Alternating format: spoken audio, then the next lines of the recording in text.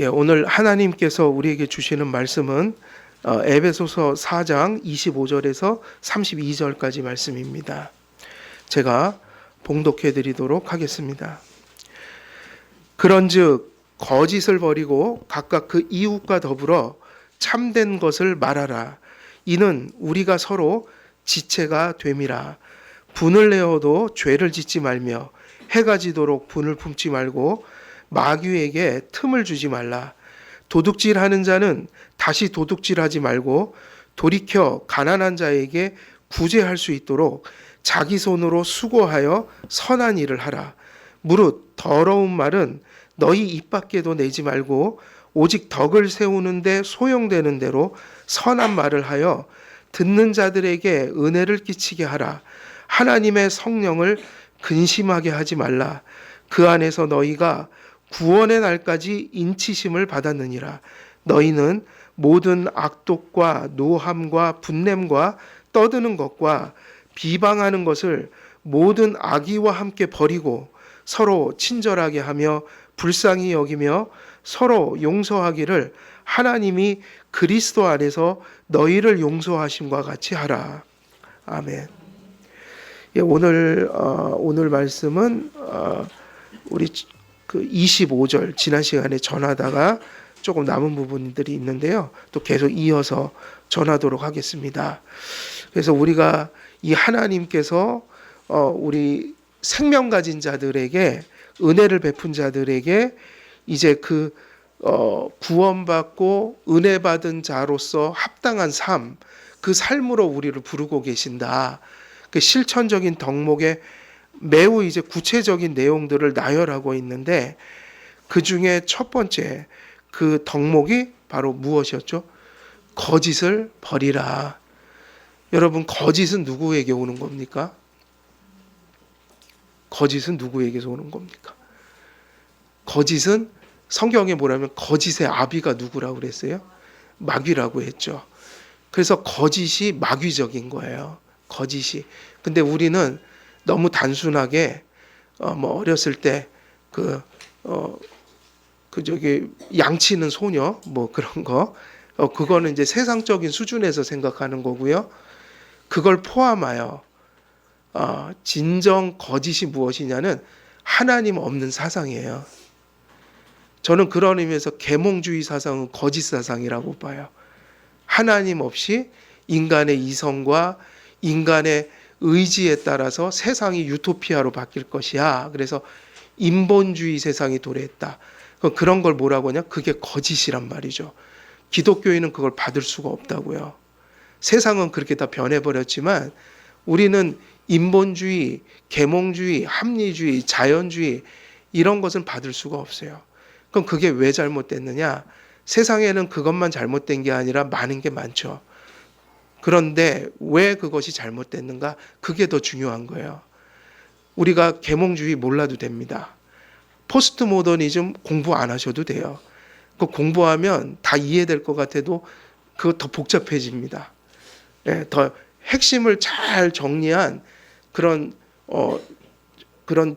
어떤 그런 지도자들의 가르침을 잘 받고 인도를 받으면 되는 거예요. 근데 우리가 직접 철학을 뛰어들면은 대부분의 사람들이 이게 왜 잘못했지 다 그런다. 이해가 안 되는 거예요. 복잡해져요, 되게. 그런데 왜 그게 잘못됐는지 알려드리면 왜 잘못됐을까요? 뭐가 거짓이죠? 아까 거짓은 사단에게 속한 거라고 그랬잖아요. 그러면 우리가 복잡할 게 없어요. 계몽주의니 포스트 이런 거 몰라도 이것만 붙들면은 그 사상 몰라도 신본주의적으로 살아요. 그게 뭐냐? 하나님 없는 사상이 거짓이다라는 거예요. 그게 본질이라는 거예요. 내가 대단한 철학을 몰라도 하나님 두고 살아야지. 내가 하나님 말씀을 언제나 인정하고 살아야지. 그리고 언제나 우리의 본성에서 나온 우리의 판단과 내 재능과 이런 거 믿고 사는 게 아니라 언제나 순간마다 나는 죄인이니 우리가 언제든지 하나님 앞에 넘어질 수 있지. 그러니까 내 생각대로 살지 말고 하나님의 뜻을 구하고 지혜를 구하고 그분의 은혜를 구하면서 살자. 이런 분들은 절대로 철학을 몰라도 세상에서 아무리 계몽주의 떠들어대도 그분들은 절대로 계몽주의적으로 살지 않습니다. 여러분, 정말 중요한 거는 현실 속에서, 생활 속에서 내가 나를 믿고 사는 게 아니라 누굴 믿고 사는 거예요? 하나님이요. 그리고 내 판단을 가지고 사는 게 아니라 무엇에 근거한 판단을 하면서 사는 거예요? 하나님의 말씀에 근거한. 그러니까 그게 안 되면 아무리 모든 것을 꿰뚫어도 삶이 안 나타납니다. 그래서 성경은 뭐라고 그랬냐면 자기중심적인 사람은 도무지 이 삶을 살 수가 없는 거예요. 무슨 중심적인 삶이요? 그걸 우리는 가리켜 뭐라고 그러냐면 아담이 하나님처럼 되려고 선악과를 따먹을 때 그 마음. 그게 뭐냐면 하나님 없이 살려고 작정한 삶이에요. 그걸 또 성경은 뭐라고 얘기하냐면 되게 어려우니까 쉽게 표현해 주죠. 교만하지 말라. 무슨 마음을 품고 살아라? 겸손하게 살아라. 그 겸손이 뭐냐면 하나님을 쫓아서 살고자 하는 마음. 내가 선줄로 생각하지 않고 늘 넘어질까 두려워하는 마음. 언제나 저는 틀립니다. 하나님, 틀릴 수 있습니다. 그래서 언제나 뭐를 살피는 거죠? 하나님 말씀. 저는 판단력이 좋아요. 저는 재능이 많아요. 저는 틀린 적이 없어요. 이러고 사는 사람들이 교회에서는 제일 무서운 사람들이에요. 항상 우리 속에 뭐가 있다는 것을 염두에 두고 사는 사람들이 경건한 사람들이에요. 죄성이요. 그래서 자기를 의지 않고 누구를 의지해서 사는 겁니까? 하나님과 그분의 은혜를 의지해서 사는 거. 그렇게 살잖아요. 그게 뭐냐? 누구를 두고 사는 삶? 하나님이요. 그런 분들은 1계명을 지키고 가는 겁니다. 그래서 나머지 계명들은 그게 되면은 그게 되어야 나머지 9계명이 되는 거죠. 그래서 우리는 항상 싸움의 본질을 알아야 돼요. 막 이것저것 복잡하게 막 하는 게 아니라 항상 거기서부터 출발합니다. 예를 들면 오늘도 눈을 뜨고 이제 하루를 시작할 때 뭐로부터 시작하는 거예요? 예, 하나님을 두고 가야겠다 오늘. 하나님 모시고 가야지. 그러니까 하나님은 안 보이는데 어떻게 두고 갑니까? 하나님 말씀을 의지해서 사는 거죠. 그리고 묻는 거죠. 하나님보다 오늘도 더 높아진 건 없습니까? 하나님보다 하나님만큼이나 내가 절대적인 것이 된 것은 없습니까? 묻는 거예요. 그게 계명을 지키는 거라고요. 그게 거짓을 버리는 지름길이에요. 거짓이 뭐냐? 거짓은 하나님 없는 사상인 거예요. 그러니까 매우 도덕적인 게 거짓일 수 있어요? 없어요? 있죠. 매우 도덕적인데 하나님이 없는 거예요. 그것 때문에 많은 사람들이 지옥에 떨어지고 있어요. 자기가 도덕적으로 바르다 이거죠. 예수님 안 믿어도 된다는 거예요. 여러분 장발장 보면은 그 레미제라블 끝에 보면 무슨 장면이 나와요? 그 장발장 지독하게 쫓아다니던 사람이 자살하잖아요. 왜 자살해요? 깨달은 거죠. 그 사람이 원래 나쁜 마음으로 장발장 괴롭힌 게 아니에요. 법이 하나님이었던 거예요. 그러니까 도덕이 하나님인 거니까 하나님이 아니라 도덕이 하나님이에요. 지도 그렇게 못 살면서 다른 사람이 범죄하면 그걸 끝까지 쫓아가서 장발장처럼 그렇게 해야지 직성이 풀리나. 그리고 그렇게 생각하면서 사는 거죠. 내가 이 세상의 정의의 사도다. 이게 진리다. 그리고 막 그렇게 살다가 장발장이 자기에게 보여준 선이 있는 거예요. 갑자기 깨달은 거예요. 이게 뭐지? 야, 나는 법이 하나님인 줄 알았는데 그래서 그것을 내가 열심히 법을 집행하는 자로서 그걸 집행하면 내가 구원을 받을 줄 알았더니 자기 그것을 넘어선 어떤 선을 장발장 속에서 발견하니까 지금까지 내가 하나님처럼 붙들었던 게 사실은 하나님이 아니라 악을 행한 것이 아니냐. 그러니까 헛다리를 짚었다. 일생 그것을 위해서 살았는데 순간에 다 무너져 내린 거죠. 법이 잘못된 게 아니라 그 법을 자기도 못 지킬 뿐만 아니라 법보다 더 중요한 가치가 있다. 그리고 법보다 더 중요한 가치라기보다는 그 법을 진정으로 지키는 모습이 이런 거였는데 사실은 지금까지 나는 내 고집, 내 사상에 속아서 여기까지 그걸 붙들고 뛰어왔더니 아니더라. 그게 허물어져 버린 거예요. 그러니까 자기의 구원 체계가 허물어진 거예요. 이게 구원이라고 생각했는데 그런 장발장 같은 사람들을 잡아다가 감옥에 쳐넣는 거 자기 회개는 한 번도 안 한 거라고요. 그러니까 저는 그걸 그렇게 해석해요. 그걸 우리 식으로 해석하면 야 내가 의인인 줄 알았고 의를 그렇게 집행하면 내가 구원을 받을 줄 알았더니 내가 지금 전혀 의를 행하고 있지 않았더라. 그게 누구 사상이었냐면 하나님의 사상이 아니라 내 사상이었구나.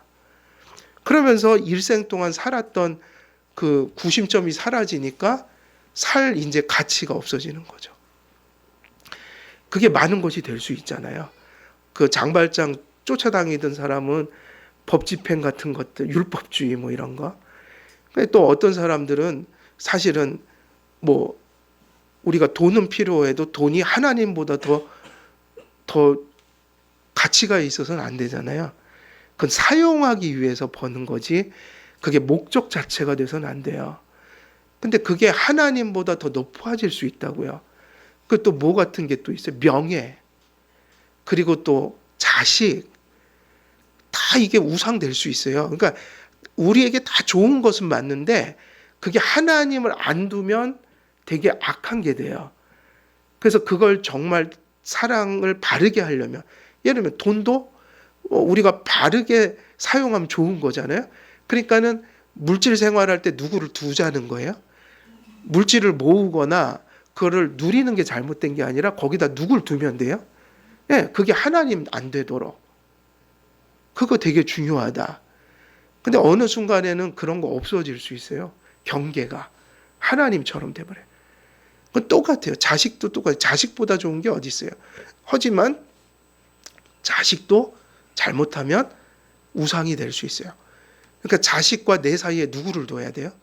하나님이요. 부모도 똑같아요. 부모에 대한 효는 맞는데 효가 우상 숭배가 되면 안 되잖아요. 그래서 누구 안에서 순종을 해야 될까요? 그죠? 우상 숭배하라는 걸 부모님이 하라고 그랬다고 하면 안 되잖아요. 그러면 안 되죠. 예전에 우리 어머니도 옛날 분들은 미신이 많아요. 가끔은 부엌 쪽으로 머리 두고 자면 거꾸로 자면 엄마 죽는다 그러고 손톱 깎은 거 저기 아무데나 버리지 말라고 밤에 그러면 나는 싸우죠. 엄마 교회 다니면서 그런 거 하면 안 돼요. 효도한 거예요 저는. 바른 길을 어머니한테. 미신을 타파했죠. 거긴 타협하면 안 돼요. 타협하면 안 됩니다. 그런 거는 불순종해야 돼요. 순종할 게 있고 순종 안 할 게 있죠. 왜냐하면 부모님이 참 좋은 분이지만 하나님보다 더 높지는 않아요. 그건 확실한 얘기잖아요. 왜냐하면 부모님은 하나님은 아니니까. 그러니까 우리 삶 속에는 우리도 모르게 거짓을 행할 때가 많다고요. 내 양심을 속일 때가 많다고요. 하나님보다 내 자신의 생각을 더 높일 때가 많다고요. 다시 말하면 하나님 앞에 겸손하지 못할 때가 참으로 많단 말이에요. 교만은 뭐의 선봉이라고 그랬어요? 패망의 선봉길이다. 그래서 사도 바울은 지금 이 매우 구체적인 덕목 중에 첫 이 항목은 되게 어떻게 보면 또 이 본질에 가까운 실천 덕목이에요. 우리가 다른 거 이 뒤에 나오는 거 다 열심히 해야 되는데 이게 뭐가 안 되면 안 된다고요? 누구를 마음에 두지 않으면 안 된다는 거예요? 하나님을 마음에 두지 않으면 안 된다. 하나님을 두어야 한다. 그러니까 이것에 실패한 사람은 뒤에 것을 할 수가 없다는 얘기예요. 그래서 우리가 기독교 윤리는 이렇게 가야 되는 거죠. 기독교 윤리가 있는데 세상 윤리하고 다른 이유가 세상 윤리에는 뭐를 하라 마라가 시작점인데 우리는 무엇을 하기 위해서는 하나님을 두어야 한다. 그리고 뭐가 왜 안 되느냐 물으면 우리가 회개할 때 내가 회개하고 내 힘으로 또 다 이런 게 아니라 하나님을 두지 못한 걸 회개해야 된다고요. 내가 왜 그 순간에 그렇게 행동했지? 아, 하나님을 바라보지 않았기 때문이야. 이게 중요하다고요. 그러니까 내가 예를 들면 십계명에 많은 죄악들이 있지만 내가 어느 순간에 음란한 짓을 했다. 그러면 그거를 어떻게 회개해야 되냐면 음란한 짓 한 것 먼저 회개할 게 아니라 왜 그 짓을 하게 되냔 말이에요. 이유가 뭐죠? 하나님을 어떤 순간에 두지 못했다. 이 말 맞아요? 틀려요? 회개가 달라야 된다고 종교인들하고.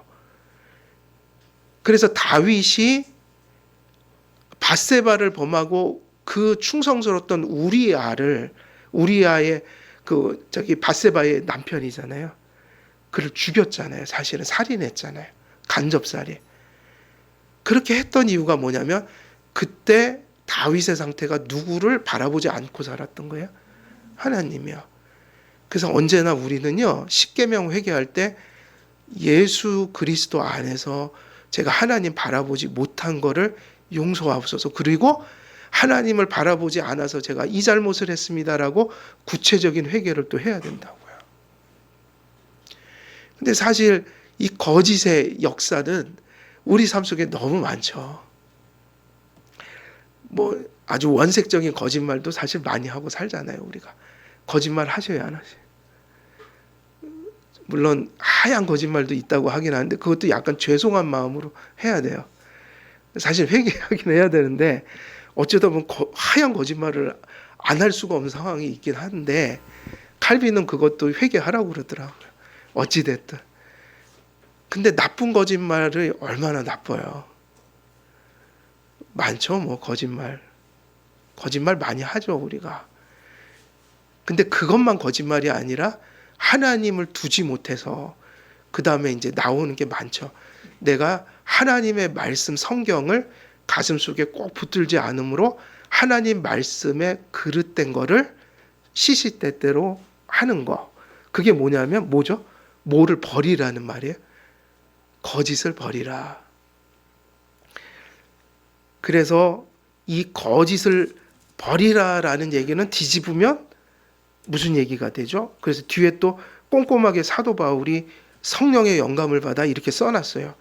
거짓을 버리는 것은 텅텅 비워놓는 게 아니라 어떻게 하라는 얘기예요? 채워야 합니다. 성경 보니까 귀신 들렸던 사람이 귀신이 나가니까 한참 있다가 나갔던 귀신이 다시 오잖아요. 보니까 청소가 돼 있더라. 그럼 뭐 비운 거죠? 근데 그건 아무 소용이 없어요. 거기다 뭘 채워야지 못 들어오는 거예요. 하나님 말씀. 그러니까는 그냥 현상, 뭐 우리에게 이런 게 어려웠어, 이런 게 힘들었어, 이게 난관이었어. 근데 그게 해결 탁 돼요? 그럼 끝. 이러면 삶은 더 악한 데로 가요. 그러니까 하나님을 그런 식으로 이해하면 안 된다고요. 그냥 내 편의에 의해서 요런저런 거 이렇게 우리가 피해가기 위해서 그럴 때 힘들 때 필요한 분.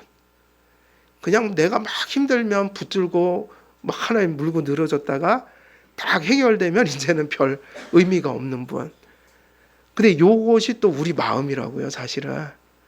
우리가 힘들어지면 얼마나 또 간절하게 기도합니까? 그죠? 근데 그 문제 해결되잖아요? 그 다음에 사실은 이게 더 맞잖아요. 하나님 앞에 간절하게 구했을 때 뭐가 이루어졌다. 그럼 그 다음 신앙생활이 더 좋아져야 됩니까? 어떻게 돼야지 정상이죠? 왜? 감사하니까. 근데 그렇게 안 된단 말이에요. 대부분 자기가 얻을 걸 얻고 나면 어떻게 돼요? 하나님을 안 봐요. 그래서 신앙이 더 어떻게 돼요? 회복된 것 때문에 신앙이 더 이렇게 가는 게 아니라 감사하지 않고 더 나태해진다. 그때 힘들었으니까 막 교회도 더 오고. 근데 다 해결되어 편해졌잖아요. 이제 그럴 필요가 없어진 거죠. 그걸 뭐라고 부르냐면, 그걸 뭐라고 부르죠? 배은망덕. 근데 그게 제 모습이라고요. 한참 힘들 때는 막 정신없이 막 하나님 간절하게 매달려요. 근데 얻을 걸 얻고 나면 저도 더 감사해야 되는데 그렇지 않더란 말이에요. 그래서 또 정신을 차리죠. 이러면 안 되겠다. 하나님이 이렇게 나를 긍휼히 여겨주셨는데 왜 이상하다, 내가 더 나태해지지? 몸이 이제 편해진 거죠. 조금. 네, 편해진 거죠. 그게 뭐라고요? 그런 기독교 강요나 주석을 보면 많이 나와요. 배은망덕한 거. 근데 그게 보통 그렇게 된단 말이에요. 이상하게. 여러분, 다윗이 시험에 들었을 때, 결핍이 있을 때 잘 믿었어요? 결핍이 해결됐을 때 잘 믿었어요? 아까 바세바를 범한 게 사울에게 쫓겨다닐 때입니까? 왕이 됐을 때입니까? 놀랍죠? 왕이 됐을 때예요. 그 전에 어떤 삶을 살았어요? 이루 말할 수 없는 삶을 살았단 말이에요. 사울에게 막 죽임을 당할 뻔한 일이 한두 번이 아니에요. 근데 그때는 다윗은 너무 순수했어요. 근데 이상하게도 왕이 되고 나서는 점점 어려워져요. 그래서 교회도 비슷한 것 같아요. 교회는 항상 커다래지면은 문제가 발생하더라고요. 이상하게.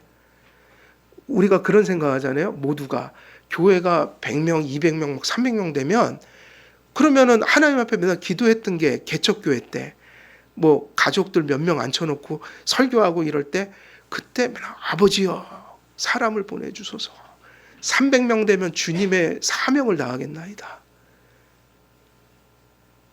그리고 이 사람이 뭐예요? 그러면은 사람이 그렇게 100명, 200명하고 교회가 막 건축되고 커지기 시작하면 이전에 있던 그 간절함도 순수함도 그리고 사람들이 서로 그렇게 사랑하면서 살았던 것도 다 옛말이 되고 꼭 일어나는 게 반드시 진리적인 측면에서 나태함이 오고 교회가 분열이 오더라. 싸우기 시작하더란 말이에요. 이상해요. 그게 거의 모든 교회들이 다 그래요. 모든 교회들이 다 그렇더라고요. 그러니까 그런 기도를 안 하죠, 제가. 뭐 1000명 되게 해주옵소서. 저는 지금 딱 좋으신 것 같아요. 예, 뭐 우리 교회는 뭐 제가 정말 저는 대형 교회 같아요, 지금도. 근데 정말 중요한 건 그겁니다. 교회가 그 초심을 잃지 않는 거. 그냥 처음에 우리가 하나님 앞에 이 교회가 세워질 때 이 교회의 설립 이념이라는 게 있잖아요. 그 주보에 적혀 있는 게 그냥 적은 거 아닙니다. 그 설립 이념이에요. 우리 교회는 그거에 있어서 계속 가자 그렇게. 이상하게도 그래요. 힘들 때는 그게 아닌 것 같지만 해결되고 나면 더 좋아질 것 같아도 또 어려움이 오더라. 그게 뭐가 중요하냐면 결국 그 모든 얘기가 어디로 다 귀합되는 거죠? 하나님을 두라. 뭔가는 하나님을 자꾸 멀리하게 만들고 무언가는 하나님을 가까이하게 만들고 이런 것이 있는데 성경에서 지금 에베소 성도들에게 그 얘기하는 거죠. 자기가 세웠던 교회 아니에요? 거기가? 근데 세월이 많이 흘렀다. 그들이 그 교회가 흔들릴까 봐 너무너무 간절한 마음으로 서신을 써보냈는데 이게 하나님 말씀이었잖아요. 이게 정말 필요한 얘기죠. 사도 바울의 말씀을 보면 이렇게 논리적일 수가 없어요. 세상 논리가 아니라 영적인 논리. 구체적인 덕목을 얘기해도 그 첫 번째 얘기한 건 의미가 없이 막 던지는 게 아니라 사실은 뒤에 있는 모든 게 여기 걸려 있다. 무엇이죠? 하나님을 두지 못하면 그게 바로 뭐냐면 거짓에 빠지게 되고 거짓에 빠진 교회는 아무런 소망이 없다는 거예요. 그러니까 참된 것을 말하라고 그랬으니까 참된 것을 말하라. 이게 참된 것이 뭐라고 그랬죠? 알레테이아, 그래서 진리라고 그랬잖아요. 하나님이에요. 하나님의 뜻이에요. 하나님이 베풀어 주신 은혜예요. 우리가 이거 세 가지만 믿으면 하늘이 무너져도 삽니다. 뭘 알면 돼요? 하나님을 알고. 하나님의 뭘 알아야 되죠? 뜻을 알아야 되잖아요. 뜻이 다 어디에 써 있어요? 성경 전체 66권에. 그리고 십계명 속에. 근데 그 하나님의 뜻을 이루려면 우리는 안 되잖아요. 타락해서. 하나님의 은혜를 받아야 한다. 이 세 가지. 이것이 진리다. 여러분 진리를 아십니까? 그러면 하나님, 하나님의 뜻, 하나님의 은혜, 이 세 가지를 어디서 깨닫는 거예요? 성경에서 깨닫는 거예요. 그러면 이것을 가슴 속에 깨닫고 믿고 꼭 붙드는데 지금 사도 바울은 이 얘기를 왜 하냐면 이걸 교회를 세우는 차원에서 얘기를 하고 있어요. 개인적으로 경건하게 사는데 머무는 게 아니라 왜 우리가 이렇게 해야 되냐고 물으면 사도 바울은 지금 큰 근심과 사랑으로 얘기하고 있다. 에베소 교회가 잘 세워졌으면 좋겠다. 그러면 교회를 세우라는 말이 이 안에 담겨 있단 말이에요. 그러면 교회를 세우려면 어떻게 해야 되는가? 참된 것을 뭐 해야만 교회가 세워지는 거예요? 그러니까 이 얘기는 진리를 말하는 교회가 돼야 된다는 거예요. 근데 누가요? 누가 진리를 말해야 된다는 거예요? 이게 개인 경건이 아니니까 교회를 지금 얘기하고 있으니까 각각 모든 사람들이 거짓을 버리고 그 이웃과 더불어 그랬죠. 이웃과 더불어. 그럼 이제 우리가 뭐 동네 가서 아줌마들하고 이 얘기를 하라고 그러는 건가? 전도하라고 하시는 건가? 근데 이 문맥은 전혀 그 의미가 아니라 여기 너무 분명하게 이렇게 얘기하고 있어요. 이웃과 더불어 하는데 그 이웃이 누구냐면 뒤에 보면 우리가 서로 지체가 되비라 했으니까 교회에서 성도들끼리 교제할 때 무엇을 말하라는 거예요? 진리에 속한 것을. 그게 뭐를 이루는 유일한 길이에요? 교회요. 이게 안 되면 교회는 사람만 많이 모일 뿐 교회가 아닌 거예요. 제가 말씀드린 걸 잘 이해하셔야 돼요. 교회를 세우라고 이 얘기를 하는데 지금도 우리 교회보다 사람 많은 곳은 너무 많죠. 대형 교회도 어마어마해요. 지금도 많아요. 근데 그 얘기를 하고 있지 않다는 걸 기억하셔야 돼요. 사람이 많이 왔다고 그게 건전한 교회는 아니에요. 저는 10명이 모이든 30명이 모이든 그 분들이 모여서 무엇을 하느냐가 중요한 거예요. 무엇을 해야 된다고 그래요? 너희들이 거짓을 버리고 각각 진리를 말하라. 너희가 지체가 됨이라. 그러니까 결국 교회가 세워지는 본질은 하나님의 말씀과 진리를 성도들이 서로 말한다 이거예요. 그 얘기는 뭐냐? 단지 얘기한다가 아니라 그 진리로 교제한다. 소통한다. 더 엄밀히 말하면 그 교회가 말씀을 성경대로 선포하고 회중들이 그 말씀을 말씀대로 받는다. 그리고 성도들이 서로 생활하고 교제할 때에 서로가 무엇으로 교제하며 소통하며 도와주어야 하는가? 그 말씀이어야 한다. 하나님 말씀이어야 한다. 그래서 이 이웃과 더불어라는 말도 참 중요해요. 구약의 헬라어 번역 성경인 70인경의 스가랴 8장 16절에서 이 이웃과 더불어라는 말을 스가랴 8장 16절에서 가져왔다. 사도 바울이. 근데 구약 성경에서 가져왔거든요. 근데 구약 성경에서 이걸 가져올 때 우리 한글 구약 번역에는 그렇게 번역이 된 게 별로 없는데 70인경, 다시 말하면 히브리어 성경 말고 사도 바울이 사용했던 그 시대의 헬라어로 쓰여진, 그리스 말로 쓰여진 구약 성경, 거기에 스가랴서 8장 16절을 보면 거기에 이웃에게라는 말이 나와요. 그러니까 여기서 이웃과 더불어라는 말은 원래 구약 성경의 그 70인경 헬라어 번역으로 된 구약 성경, 사도 바울이 지금 이 말씀을 전할 때 사용했던 그 구약 성경을 보면 이 이웃과 더불어를 거기서 가져왔는데 거기에는 뭐라고 적혀 있을 것 같아요? 이렇게 돼 있자고. 이건 사도 바울이 바꾼 거예요. 일부러 구약 성경을 가져와서 이거를 일부러 영감 받으니까 하나님이 이 성경 말씀을 이런 의도로 다시 한번 신약에 기록하라 할 때 그게 바꿀 수 있는 권한이 생겨요. 왜냐하면 영감 받은 거니까. 사도 바울은. 우리는 그렇게 하면 돼요, 안 돼요? 우리는 안 된다고요. 우리는 안 돼요. 근데 사도 바울은 돼요, 안 돼요? 구약 성경을 많이 바꿔서 썼죠, 신약에는.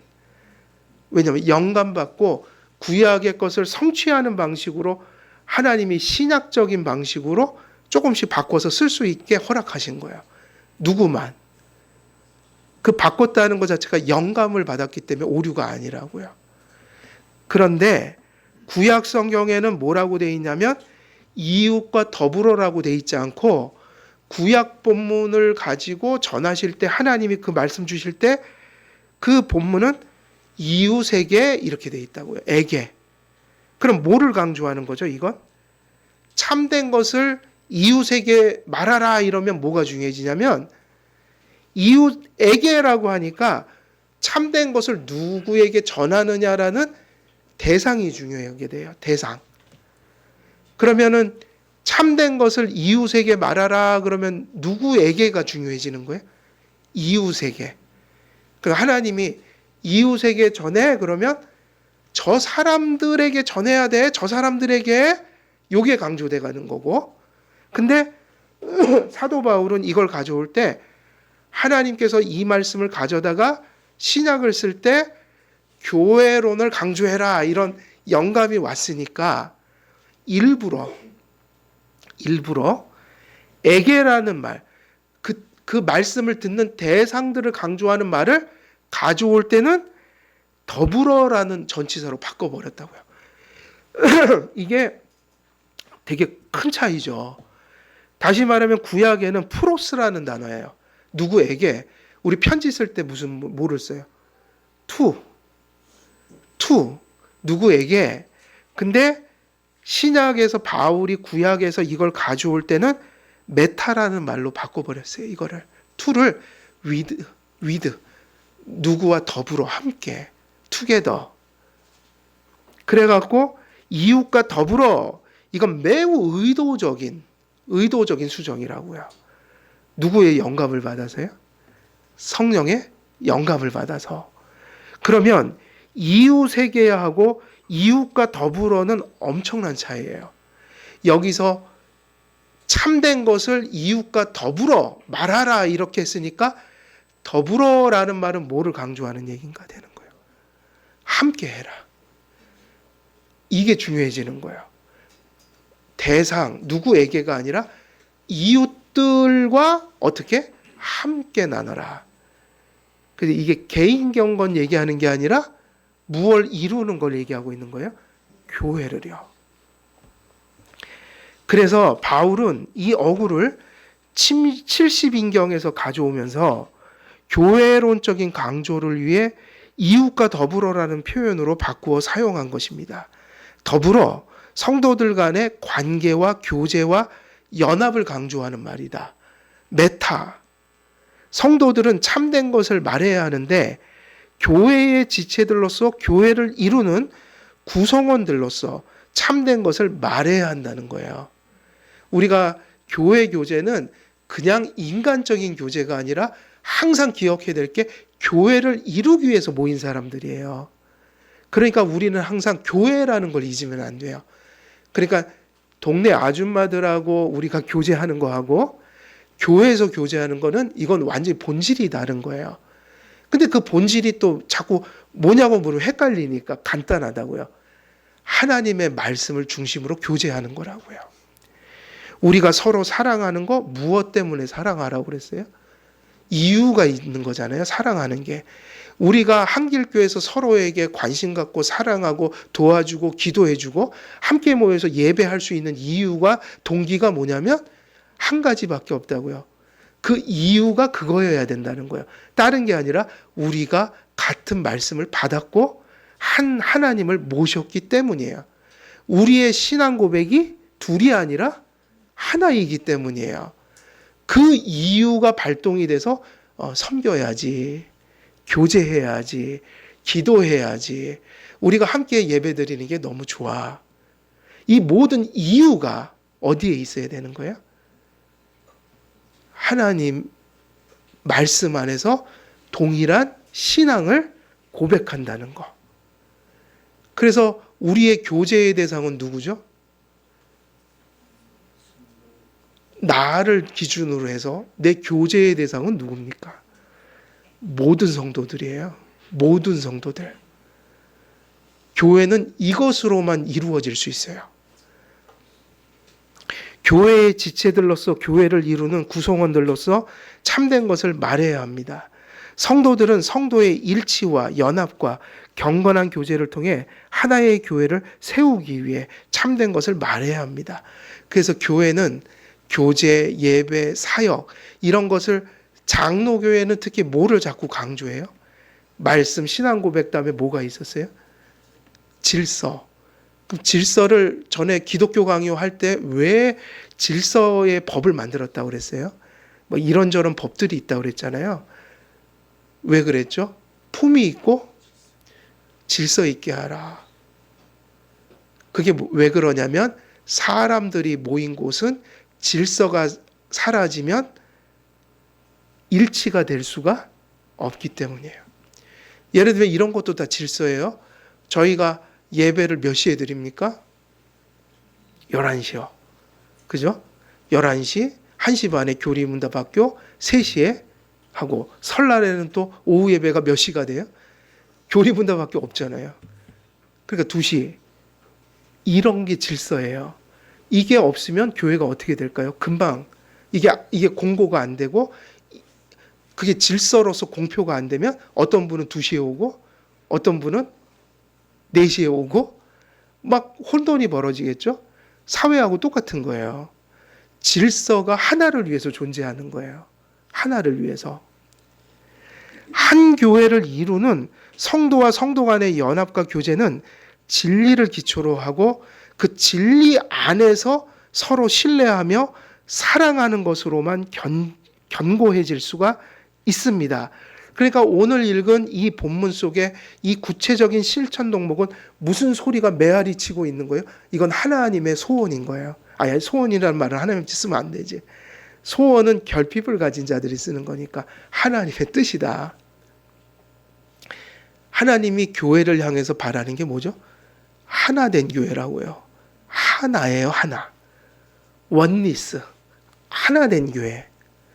이게 하나님께서 간절히 바라는 교회상이에요. 근데 그 하나가 무엇이 없이는 안 된다는 거예요? 진리. 진리가 왜 중요한가? 하나 되기 위해서요. 사도행전 2장 9절에서 11절을 보면 오순절 사건 때 복음을 전해 들은 사람들은 이런 사람들이었어요. 이 얼마나 많은 종족들인지 몰라요. 바데인과 메데인과 엘람인과 또 메소포타미아, 유대와 갑바도기아, 본도와 아시아, 그 다음에 부르기아와 밤빌리아, 애국가 및 구레네에 가까운 리비아 여러 지방에 사는 사람들과 로마로부터 온 나그네 곧 유대인과 유대교회에 들어온 사람들과 그레데인과 또 아라비아인들이 있었습니다. 이게 지금 사도행전 교회의 구성원들이었다고요. 이게 사도행전에, 그러니까 우리는 되게 편한 거예요. 한국 사람들이잖아요, 다. 얼마나 좋습니까? 말 통하지. 뭐 약간 그래도 우리의 다양성은 그렇게 힘든 다양성이 아니에요. 이 정도 돼 보세요. 이거는 부부지간도 힘든 거예요. 이 정도가 되면요. 말도 안 통하죠. 문화도 다르죠. 그래서 그 다문화 가정들이 그런 게 힘든 거 아니에요. 소통이 안 되는 거. 마음은 남편이 엄청 사랑하는데요. 말이 안 통하니까 부인은 맨날 오해를 한대요. 우리는 그냥 통하잖아요. 막 문화가 같으니까 벌써 눈짓만 해도 다 알잖아요. 근데 이분들은 우리는 이렇게 하는 게 별거 아닌데 어디선 이게 막 인격 모독이고 큰일 난대요. 저기 아랍 국가 가서 이렇게 함부로 이러면 큰일 난대요. 돌 맞을 수도 있대요. 이게 인격을 모독하는 거래요. 그러니까 우리는 모르고 뭐 그런 거 할 때 있죠. 뭐 이렇게 할 때도 있고 이렇게 할 때도 있고 이거 잘못됐다 큰일 날 수 있어요. 오해가 발생한다. 문화가 다양하다는 건 힘들다는 얘기예요. 그런데 초대교회 때는 어땠어요? 놀랍게도 이런 자들이 모여서 교회를 이루었다고요. 그래서 사도행전에 처음 일어났던 문제도 뭐였냐면 구제의 문제 때문에 무슨 문제? 헬라파, 히브리파 여인들이 싸움이 났잖아요. 근데 또 놀라운 거예요. 초대교회 때 하나 된 교회가 실제했다고요. 그리고 사실 상당히 그 일이 있자마자 며칠도 안 돼서 서로 교제하며 떡을 떼며 그것도 뭐 한 달에 한 번 모이는 게 아니라 거의 매일 모이거나 공식적인 것은 안식 후 첫날 모였어요. 초대교회는 이처럼 수많은 민족과 인종이 복음 안에서 하나로 한 교회를 이루는 그런 교회로 시작됐는데 이게 사실은 되게 기적 같은 일이라고요. 이게 기적이라고요. 민족과 혈통, 문화와 가치관이 다른 사람들이 초대교회 때 매우 짧은 시간 안에 그리스도를 머리로 모신 한 몸이 된 것은 하나님의 말씀과 성령의 역사를 통해서만 가능한 일이었습니다. 교회는 다양한 사람들이 모이지만 그 다양성이 그리스도의 말씀과 성령 안에서만 가능한 일치와 연합을 나타내게 됩니다. 그러면 이제 질문이에요. 어떻게 그 문화의 장벽들을 다 넘었을까요? 성령님과 말씀의 능력이죠. 그게 소통하기 시작한 거예요. 소통이 안 되는 건 거듭나지 못하면 소통이 안 돼요. 거듭나면 소통이 되는 거예요. 근데 이 많은 민족들이 거듭나자 하나님의 말씀과 성령을 가슴속에 모셨을 때 뭐를 경험한 거예요? 하나다라는 걸 경험한 거예요. 기적이었다. 교회는 다양한 사람들이 모이지만 그 다양성이 그리스도의 말씀과 성령 안에서만 가능한 일치와 연합을 나타내게 된다.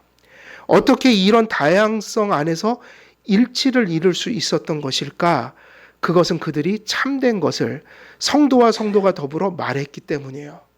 어떻게 초대교회 그 다양한 문화들이 서로를 위해서 섬기고 사랑하고 함께 예배하는 공동체가 될 수 있었을까? 그 이유는 같은 동일한 말씀이 어디로 들어가 버린 거예요? 말씀과 의식을 지배한 거예요. 말씀과 성령의 역사였다고요. 그래서 다양성은 무엇의 일치가 없이는 사실은 긍정적인 모습으로 나타날 수가 없어요. 다양성은 진리. 그러니까 사도 바울이 구체적으로 가르쳐 주는 거죠. 각각 이웃과 더불어 뭐를 말하라? 참된 것을 말하라. 너희가 서로 뭐가 됨이라? 지체가 됨이라. 지체가 됨이라. 그들이 하나님의 말씀으로부터 전해진 그리스도 안에 있는 진리를 알고 믿고 나누고 따라갔기에 하나가 될 수 있었습니다. 그들의 교제는 하나님의 말씀이 구심점이었기에 가능했던 것입니다. 사실은 이렇게 짧은 기간에 그처럼 다양한 그 다양성을 이기고 하나된 교회의 실제를 그 시대에 세울 수 있었던 것은 사실은 말씀과 성령을 통해 나타나는 초월적인 역사였던 거예요. 기적이었던 거예요. 그래서 크리소스톰은 교회가 진리를 더불어 말해야 하는 이유를 다음과 같이 설명했어요. 우리가 서로 왜 말씀으로 예배하고 교제하고 봉사하고 사역해야 하는가? 말씀을 중심으로 그 이유를 이렇게 예화를 들었습니다. 눈이 발에 대해 거짓말하지 못하게 하고 또한 발이 눈에 대해서도 거짓말하지 못하게 하라. 만약 깊은 수렁이 있고 그 입구가 갈대로 덮여 있어 눈에 보이기를 단단한 땅으로 보인다면 눈이 발을 사용해서 밑이 비어 있는지 혹은 튼튼하여 발을 디딜 수 있는지 확인하지 않겠느냐. 발이 거짓말을 하여 진리 그대로를 말하지 않겠느냐. 그리고 또 만약 눈이 뱀이나 야생동물의 위험을 관찰하게 되었다면 눈이 발에게 거짓말을 말하겠는가? 우리 몸은 진짜로 신비한, 이 몸 하나만 봐도 하나님의 솜씨가 대단해요. 자, 이 예화가 무슨 예화냐면 이 얘기예요. 제가 가다가 수풀을 지나갑니다. 수풀을 보니까 눈이 먼저 발견한 거예요. 저기 보니까 웅덩이가 있어요. 우리 몸은 어떻게 반응하죠? 우리 몸은 정말 우리 자신이 생존하기 위해서 참된 것을 함께 온 지체가 나눠요. 우리 몸은 그렇게 만들어져 있어요. 뇌, 이게 우리 비유로 하자면 이 머리가 누구셔요? 예수님을 머리로 모신 공동체와 머리를 모신 성도들은 서로 참된 것을 얘기한다. 우리 몸대로 하면. 자, 눈이 딱 발견합니다. 그러면 발이 그래요. 야, 나는 눈이 달리질 않아갖고 지금 저기 수풀이 있는데 저기 뭐 혹시 위험한 거 없냐? 그러니까 눈이 내가 한번 볼게. 딱 봤더니 웅덩이가 딱 있는 거야. 그럼 보통은 우리 몸은 어떻게 반응합니까? 발에게 뭐라고 말해줘요? 야, 저기 웅덩이가 있어. 위험해. 발 그쪽으로 딛지 말고 저쪽으로 디뎌 하면 이게 지금 우리한테 일어나는 현상이에요. 눈이 보잖아요. 발이 저절로 이쪽으로 와요. 그래요? 안 그래요? 그런데 우리가 뭐라고 그랬죠? 그리스도를 머리로 모신 몸이다. 근데 우리는 몸이 아니니까, 이런 몸이 아니니까 지체들이 서로가 의지적으로 말씀 중심으로 진리를 말하는 교제와 예배를 드리지 않으면 이런 일이 벌어진다는 거예요. 이렇게 되면 어떻게 하겠느냐. 이게 크리소스톰의 그 설교라고요. 눈이 봤어요. 근데 왠지 얘기해주고 싶지가 않은 거예요. 야, 거기 없어. 거짓말을 해버린 거야. 그러니까 눈은 지 혼자 사는지 안 거죠. 그러니까 발이 그래? 그럼 그냥 갈게? 그러면 이제 어떻게 되는 거죠? 웅덩이에 빠져갖고 발만 죽는 게 아니라 온몸이 같이 죽어요. 그래서 이 얘기를 하는 거예요. 우리가 항상 참된 것을 말해야 한다. 참된 것이 무엇인가? 진리에 근거한 거. 하나님의 말씀에 합당한 이야기. 그 말씀에 근거해서 교회를 세우는데 유익이 될 만한 그러한 것들을 소통하라. 그게 영적인 교제다. 그러면서 뒤에 또 그 얘기를 하잖아요. 가다가 뱀이 있다. 뱀이 나타났다. 여러분들은 다 경험했을 거예요. 뱀 같은 거 보면 온몸이 어떻게 반응합니까? 각자가 반응합니까? 같이 반응합니까? 같이 반응하죠. 그런데 그것을 빗대어 크리소스톰이 그 얘기를 하는 거예요. 뱀을 봤다. 눈이 항상 먼저 발견하는 건 뭐죠? 눈이 발견해요. 그러면 온몸에다가 뭐라고 얘기를 해줘야 돼요? 야, 저기 뱀 있다. 조심해라. 그러니까 우리 몸은 신경이 하나로 돼 있어서, 그러니까 예수 그리스도께서 왜 교회를 몸으로 비유했는지 이해가 되는 거예요. 원래 몸은 그런 거니까. 뱀을 발견하면 온몸이 같이 반응을 해요. 같이. 따로따로 이렇게 만약에 움직이잖아요. 그러면 이미 이거는 병든 몸인 거예요. 그러니까 몸이 살기 위해서는 참말을 해야 한다. 뱀을 봤으면 뱀을 봤다고 얘기를 해줘야 되고, 저기 웅덩이가 있으면 웅덩이가 있다는 얘기를 발에게, 손에게, 온몸에 같이 그걸 공유해야 돼요. 그것이 비유예요. 그것이 무엇이냐? 하나님의 말씀, 참된 것, 진리를 너희 이웃과 더불어 뭐하라? 말하라. 이게 되게 중요한 얘기예요. 그래서 이 말씀 속에는 일종의 무슨 교리가 가득 담겨 있는 거예요. 교회론이 가득 담겨 있어서 그리스도의 몸된 교회가 어떻게 해야만 세워질 수 있는지를 가르쳐주고 있다. 그것은 하나님을 둔 그 진리. 그래서 우리가 그것을 하나님은 보이지 않으니 그 하나님을 꼭 붙들고 가는, 그 하나님을 두고 사는 삶을 무엇으로 표현할 수 있는가? 그건 성경에 근거한 삶이요, 성경을 따르는 삶이다. 그것을 믿고 사는 삶이다. 그것을 붙들고 사는 삶이다. 거기서만 하나님을 바라보고 하나님을 붙드는 일들이 가능하다. 그리고 교회론적으로 얘기한다면 교회가 하나 되는 길은 하나밖에 없는데 그것은 진리에 토대한 교회를 세워가는 것이다. 이것이 오늘 25절 우리가 지금 설교한 본문이 우리에게 가르쳐주는 그 핵심적인 교훈들인 것입니다. 그래서 오늘 말씀을 여기서 맺으면 우리가 그 참된 것이 진리라는 것 기억하시고, 진리가 무엇이냐고 물으면 성경 말씀 66권이 다 진리잖아요. 그것을 이렇게 좀 요약할 수 있겠죠. 그리스도 안에 계신 누구를 아는 거예요? 하나님. 그 다음에 하나님의 무엇을 아는 겁니까? 하나님의 뜻을 아는 것이고 하나님께서 베푸신 은혜를 아는 것이다. 그것을 믿고 그것을 따르며 그것을 의지해서 사는 삶이 바로 무엇을 버리는 삶이에요? 거짓을요. 거기서부터 어떤 삶이 나타나냐면 더 적극적으로 하나님의 말씀을 이웃과 더불어 나누는, 교회가 그 말씀으로 예배하고 교제하는 이런 일들이 토대가 될 때 건강한 교회가 하나님 앞에 세워지기 시작한다. 그래서 오늘 말씀은 여기서 맺음으로 우리가 이제 이 말씀처럼 하나님의 말씀을 중심으로 생활하고 또 믿음으로 하나님을 붙들고 또 내가 그 말씀과 진리를 붙든 자로서 또 교회 전체의 성도들과 함께 말씀 중심적인 예배와 교제와 소통을 나눔으로 우리 한길교회가 예수님을 정말 머리로 모시고 그리고 진정 그리스도 안에서 하나 된 그런 견고한 교회로 세워지는 그 은혜를 여러분이 많이 누리시기를 우리 주 예수 그리스도의 이름으로 간절히 축원드립니다. 살아계신 하나님 아버지, 오늘도 성경 말씀 안에서 또 주님께서 전하라고 하신 진리들을 나누었습니다. 오늘도 전한 말씀처럼 말씀 중심으로 우리 교회가 세워짐으로 아버지 하나님 앞에 견고하고 건전하고 또 주님의 사명을 다할 만한 그런 은혜가 충만한 교회로 또 세워져 갈 수 있도록 아버지 하나님, 또 모든 성도들이 그러한 교회의 복을 함께 누릴 수 있도록 함께하여 주시고 또 큰 은혜로 내려 주옵소서. 감사드리오며 우리 주 예수 그리스도의 이름으로 기도드리옵나이다. 아멘.